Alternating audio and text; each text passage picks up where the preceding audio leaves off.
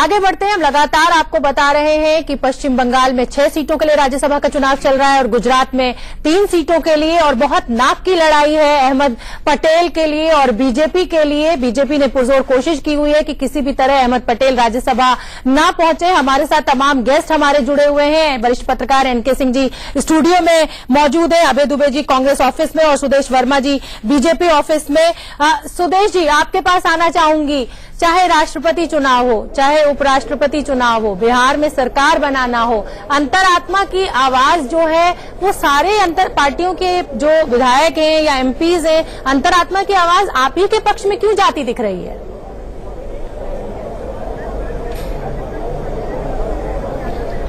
मैं आपके पास जी सुदेश जी बस आपको 10 सेकंड के लिए रोकना चाहूंगी। एक बार हम अपने दर्शकों को सुनवा दें कि वोट देने के बाद जब शंकर सिंह वाघेला बाहर निकले तो उन्होंने क्या कुछ कहा। मैंने जो मेरी पुरानी पार्टी कांग्रेस पार्टी को बहुत समझाया था कि आप ऐसा ऐसा करिए, और फिर 21 जुलाई को हमने पार्टी को अपनी ओर से मुक्त किया था।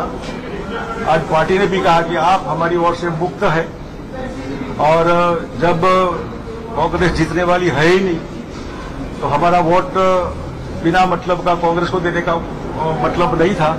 इसलिए हमने हमारे अजीज अहमद भाई को वोट नहीं दिया है। मैं ऑनेस्टली, और उसका अफसोस भी है, लेकिन जो होमवर्क करना था अहमद भाई की रेपुटेशन के साथ पार्टी को ऐसा नहीं करने किया था। मालूम था कि एमएलए जा रहे हैं, कहा गया जाने दो तो जा रहे हैं, तो क्यों बेंगलुरु ले गए थे?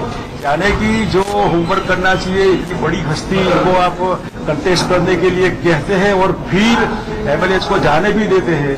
अब वहां भी जो 44 है वहां भी ठिकाना नहीं है, हो सकता है 4-5 उसमें भी गिरेंगे, इसलिए जीतने का सवाल पैदा नहीं होता। कांग्रेस इज कंसर्न, सो मैंने जो वोट देना था वो नहीं दिया है, और let us hope for better. क्या रिजल्ट आता है 5 बजे मालूम पड़ेगा।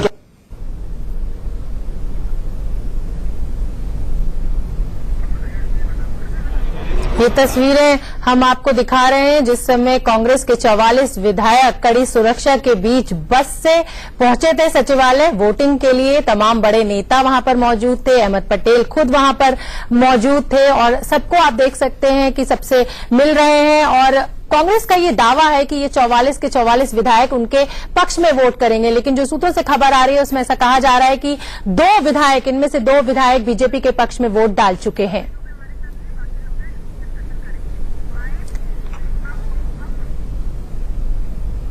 जी सुदेश जी, मैं आपसे अंतरात्मा की आवाज की बात कर रही थी। सारी अंतरात्मा की आवाज आप ही के पक्ष में जा रही है।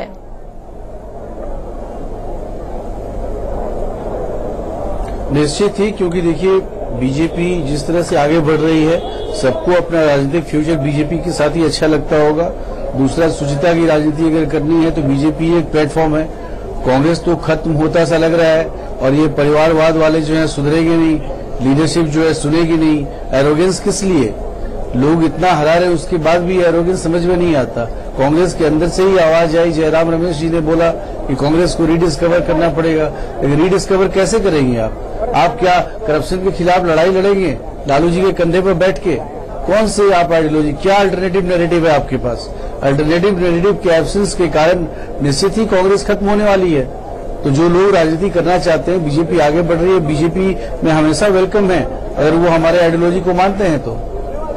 चलिए सर, सत्ता का लालच आप दिखा रहे हैं और कह रहे हैं कि बीजेपी में आपका स्वागत है, आप बने रहिए हमारे साथ। अरविंद, आप बताइए क्या ताजा अपडेट है आपके पास? अहमद पटेल के पक्ष में कितने वोट पड़े हैं और उनके जो कांग्रेस के लोग हैं वो कितने क्रॉस वोटिंग कर रहे हैं, क्या अपडेट है?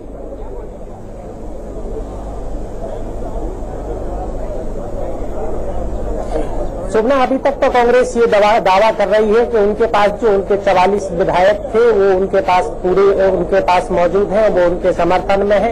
इसके अलावा एनसीपी का एक वोट भी उन्हें प्राप्त हुआ है। तो इस दावे को अगर देखें तो कांग्रेस अभी मजबूत स्थिति में नजर आ रही है, क्योंकि अभी मतदान हुआ नहीं है, चल रहा है मतदान अभी सारे विधायकों। जेडीयू विधायक की कुछ खबर लग पाई है?